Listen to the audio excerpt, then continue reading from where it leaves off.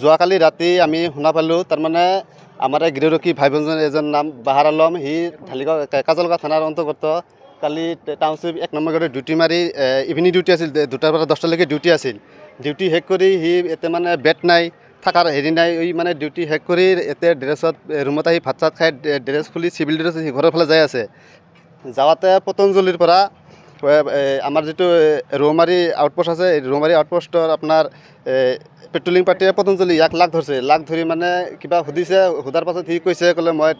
ঢালিগাঁও থানাৰ কাজলগাঁও থানাৰ পৰা ডিউটি কৰি আহিলোঁ মই এতিয়া ঘৰত যাই আছোঁ তথাপিও সিহঁতে মানা নাই তাতে বোলে কেবুল তাঁৰ আছিল কেবুল তাঁৰ দি সি তাক বোলে পিটাইছে গুৰুলকৈ পিটাইছে আপোনালোকে ইয়াতে চাই লওক এইটো মানে ৰৌমাৰী পেট্ৰলিং পাৰ্টিয়ে পেলাইছে পিটাইছে পেট্ৰলিং পাৰ্টি আছে ইনচাৰ্জ হিচাপত আছে বোলে হেৰি যোগেশ পেগু আছিল আৰু বেটেলিয়নৰ ল'ৰা দুটা আছিল আৰু ড্ৰাইভাৰ এটা আছিল আপোনাৰ বিমান বৰ্মন নামৰ ড্ৰাইভাৰ এটা আছিল সিও বোলে বেয়াকৈ বোলে পিটাইছে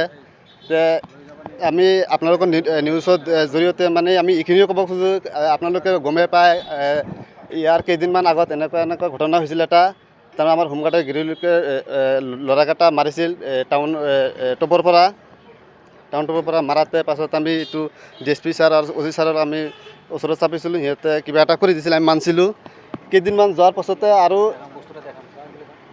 এনেকুৱা ঘটনা চলি আছে এই যোৱা ৰাতিৰ ঘটনা এতিয়াও যে মানুহজন এইদৰে পৰি আছে এইটো ব্যৱস্থা কৰা নাই যোৱা ৰাতিৰ ঘটনা হৈছে ল'ৰাটো এতিয়া আছে মোটামুটি এতিয়ালৈকে মানুহ আহি পোৱা নাই আমি এতিয়া ঠিক আছোঁ এতিয়ালৈকে কোনো আমাৰ ওপৰৰ পৰা কোনো ধৰণৰ অফিচাৰ আহি পোৱা নাই 11টা বাজে এতিয়া 11টা বাজে যোৱা ৰাতি এতিয়া আমি কেছ কৰি দিম উপায় নাই তাৰমানে আমি হোমগাৰ্ড বুলি আমি কি হেৰি নাই এৰি দিয়া নহ'বতো আমিওতো মানুহ আজি আমাক মাৰিব কালি মাৰিব এনেকুৱাতো আমি হেৰি কৰি ল'ব নোৱাৰিম না আমি এইটো কেছ কৰি দিম